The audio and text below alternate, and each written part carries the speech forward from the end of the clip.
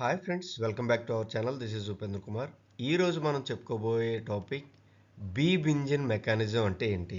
So ఇది జనరల్గా 4 bar chain mechanism ఏదైతే ఉందో దానిలో ఒక క్లాసిఫికేషన్, దాని గురించి ఈరోజు మనం తెలుసుకుందాం. సో ఇది ఇంజనీరింగ్ మెకానిక్స్లో చాలా ఇంపార్టెంట్ అయిన topic. Beam engine. So beam engine అనేది ఏంటి అంటే ఇది 4 బార్ చైన్ మెకానిజంకి ఆ ఇన్వర్షన్స్కి ఒక ఎగ్జాంపుల్. ఓకే. సో ఈ 4 బార్ చైన్ మెకానిజం ఇన్వర్షన్స్ మనం ఆల్రెడీ చూసాం. సో దాన్ని ఆ వీడియో చూస్తే మీకు అర్థమవుతుంది. ఓకే. ఇక్కడ దీని యొక్క ఎగ్జాంపుల్ మనం చెప్పాలి అంటే క్రాంక్ అండ్ లీవర్ మెకానిజం అనమాట. ఓకే. సో ఇక్కడ ఈ బీమ్ ఇంజిన్ ఏంటి అంటే 4 లింక్స్ ఉంటాయి టోటల్గా ఇందులో. సో ఇదొక లింకు, ఇదొక లింకు, ఇదొక లింకు అండ్ ఇదొక లింకు. ఓకే.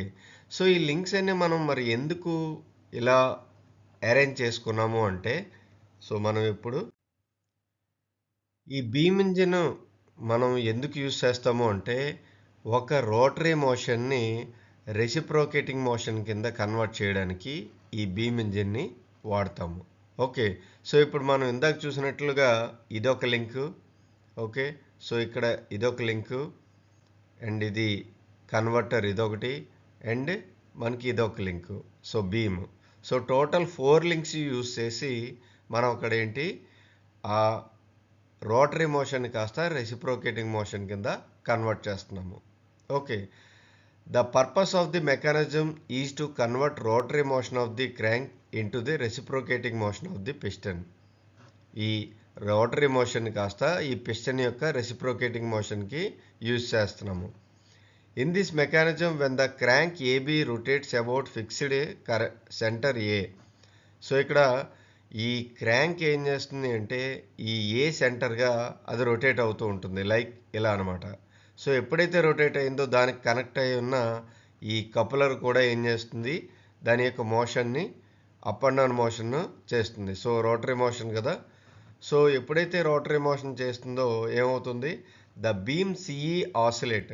సో ఎప్పుడైతే దీనికి ఉన్న కనెక్షన్ మనకి ఇలా రోటరీ మోషన్లో వెళ్తుందో అప్పుడు ఇది ఏమవుతుంది, ఇలా మనకి ఆసిలేట్ అవుతుంది పైకి కిందకి. ద ఎండ్ ఈ of the CDE is connected to A piston rod. So ఇక్కడ ఇదేమవుతుంది, ఈ ఏ అనే పాయింట్ ఉంది కదా, అంటే ఇది. సో అది పిస్టన్కి కనెక్ట్ అయి ఉంటుంది. ఓకే. సో దానివల్ల ఏమవుతుంది, ఈ ఎప్పుడైతే ఈ ఆసిలేటింగ్ మూమెంట్ ఉంటుందో అప్పుడు ఈ పిస్టన్ కిందకి డౌన్వర్డ్ అండ్ అప్వర్డ్ మోషన్ అనేది వస్తుంది. సో ఇది బీమ్ ఇంజిన్ ఎలా వర్క్ చేస్తుంది అనేది సో మీకు అర్థమైందని అనుకుంటున్నాను. ఇది మెయిన్గా ఈ 4 బార్ చైన్ ఇన్వర్షన్స్కి చాలా చాలా ఇంపార్టెంట్.